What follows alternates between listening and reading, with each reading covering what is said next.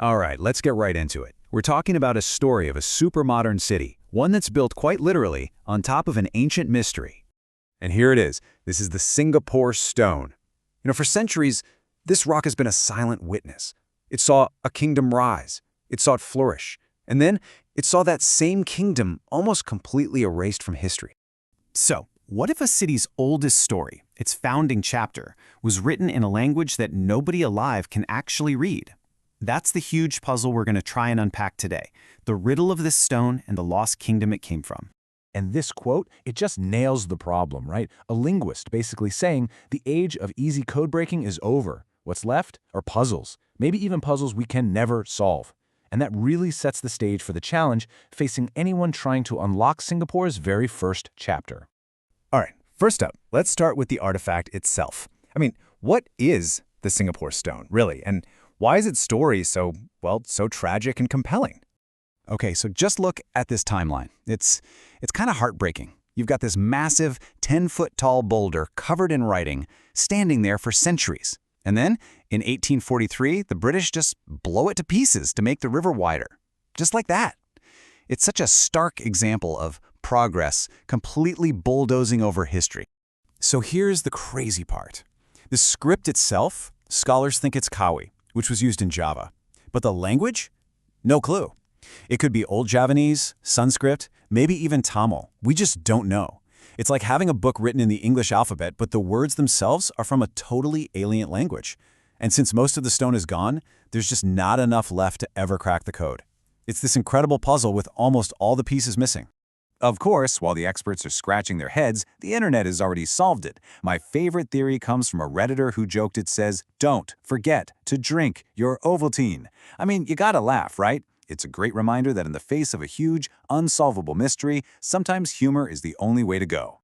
Okay, so this brings us to the next big question. Who actually carved this thing? This wasn't just some random rock with graffiti on it.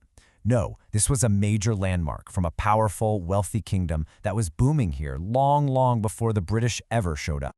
And we need to be clear, this kingdom, Singapore, was not some sleepy fishing village. For a solid century, it was a beast, a true maritime empire that controlled the Strait of Malacca, one of the most vital trade routes on the planet. Think of it as a bustling international hub connecting China, India, the whole region, all ruled from a palace on what's now Fort Canning. And then, it all came crashing down thanks to an act of betrayal. And check this out. This is the kind of bling the elite were wearing. This incredible Javanese-style gold armlet was found right on Fort Canning Hill. It's not just pretty, it's a huge clue. The style shows deep connections to the Majapahit kingdom, a major power back then. Wearing something like this was a flex, a statement of wealth, power, and who you were aligned with. Then you get finds like this little guy, a lead figurine of a rider on a horse. This is totally unique. It's the only one like it ever found in Singapore. And it hints at the kingdom's rich mythology. Some people think it might be a depiction of a mythical king who supposedly rose from the sea on a winged horse. So cool. It's a physical link to the stories and legends that were told back then. So you might be wondering, how do we know any of this stuff? Well, the answer lies right under the city's streets. Archaeologists are literally in a race against time, trying to dig up these clues before they're gone forever. And this is what that race looks like. It's incredible.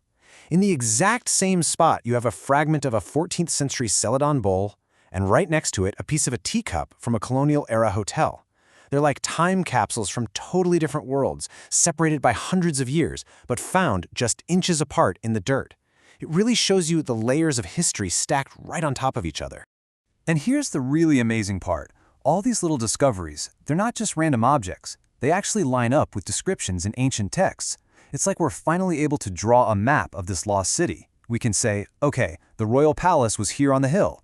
The workshops for making gold and glass were over there. The heavy industry, the iron and copper workers, were near what's now Parliament House. It's bringing a ghost city back to life.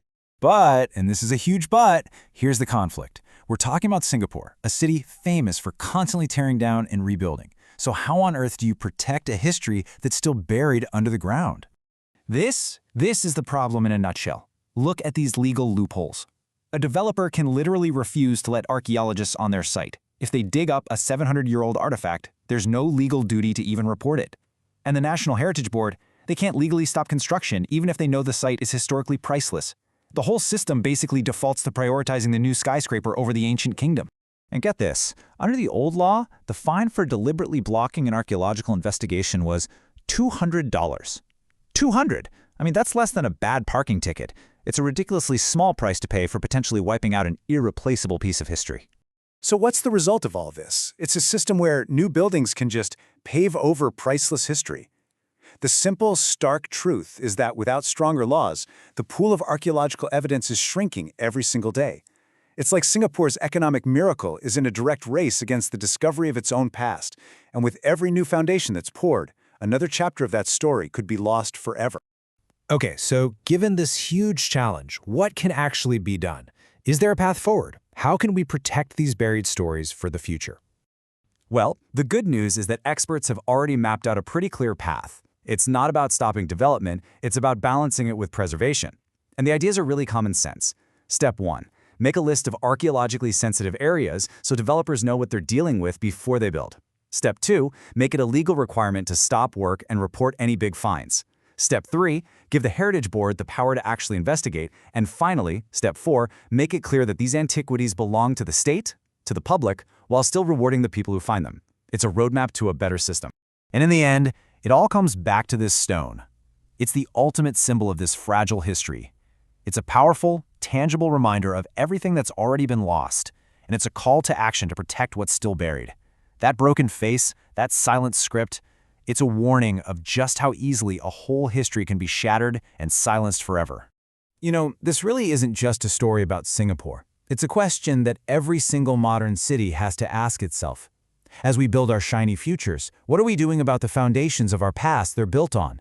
What priceless stories are still buried right under our feet? And maybe the most important question of all is, will we do something to save them before it's too late?